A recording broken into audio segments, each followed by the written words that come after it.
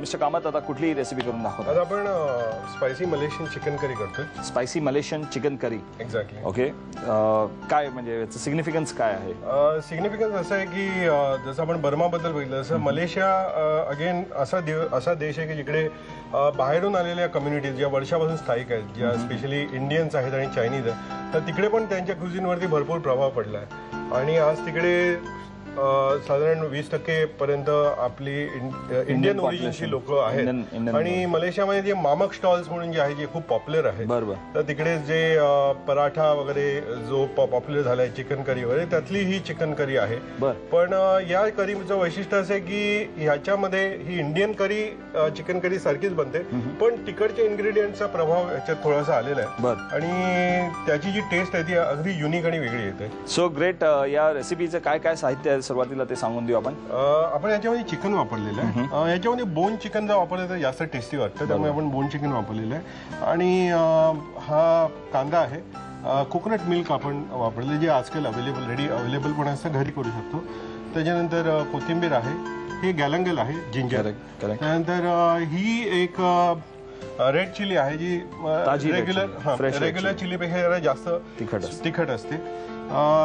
हळदी पावडर आहे. आपण मलेशियन करी बनवताना फ्रेश जर आपल्याला हळदी मिळाली, आंबे हळद, तर ती जास्त टेस्टी वाटते, पण आपण हा वापरू शकतो. त्यानंतर red chili, dry red chili आहे. सॉल्ट आहे. लेमन ग्रास आहे. स्टारफुल आहे.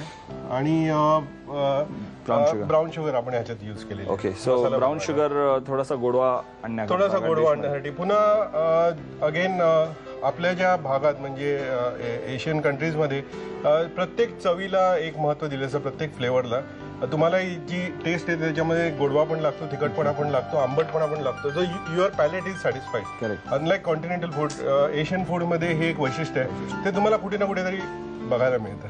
करेक्ट. सो आता ह्याची प्रोसेस काय, मेथड काय, हे पेस्ट कसली इकडे तुम्ही? आपण ही पेस्ट बनवायला आपण कांदा घेतो. आधी कांदा घेतला. त्याच्यानंतर सुक्या लाल मिरची घेतलेली आहे. त्याच्यानंतर गलंगल यूज केलं. थोडंसं स्टारफुल घेतो. थोडं लेमन ग्रास घेतो. हळदी घेतो.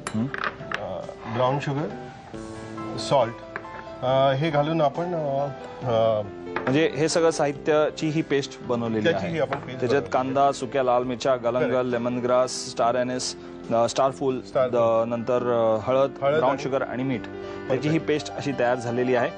आपण पॅन इकडे गरम करायला ठेवलेलाच आहे, त्यामध्ये थोडंसं तेल घातलेलं आहे. सो नाव बॉल तुमच्या कोर्टमध्ये आहे. आता काय करायचं? थँक्यू. मी बॉल मारलेला आहे आता तुमच्याकडे.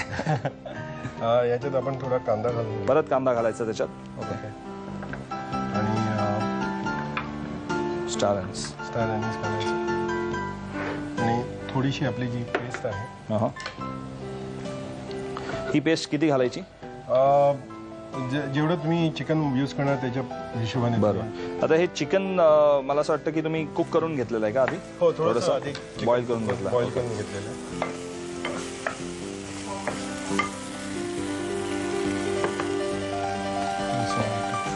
त्यामध्ये त्याच्यामध्ये पाणी घालायचं का आता आपल्याला?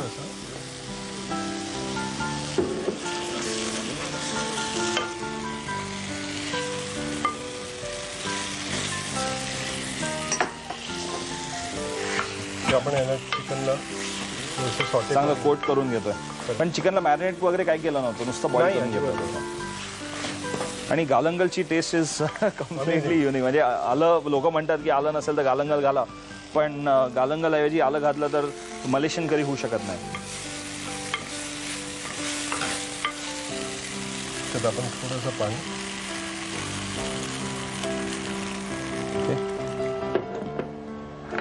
आणि नारळाचं दूध.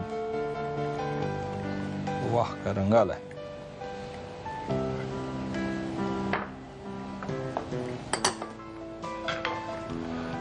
First class.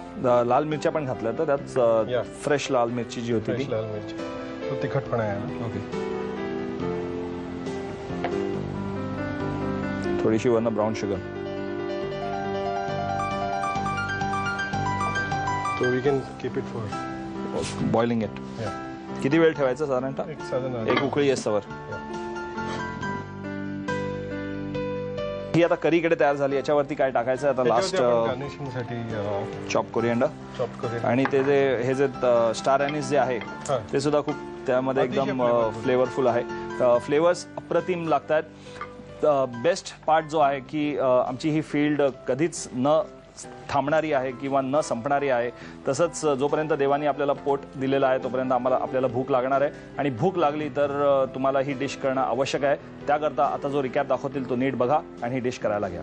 Malaysian chicken curry बनवण्यासाठी लागणारं साहित्य: बोनलेस चिकन, कांदा, नारळाचं दूध, मलेशियन करी मसाला, कोथिंबीर, आलं, ओली लाल मिरची, मीठ, हळद, सुकी लाल मिरची, लेमन ग्रास, दगडफूल आणि ब्राऊन शुगर. कृती: प्रथम कांदा, दगडफूल, हळद, ब्राऊन शुगर, लेमन ग्रास, गालंगल, सुक्या लाल मिरच्या आणि मीठ हे मिश्रण एकत्र वाटून पेस्ट तयार करावी.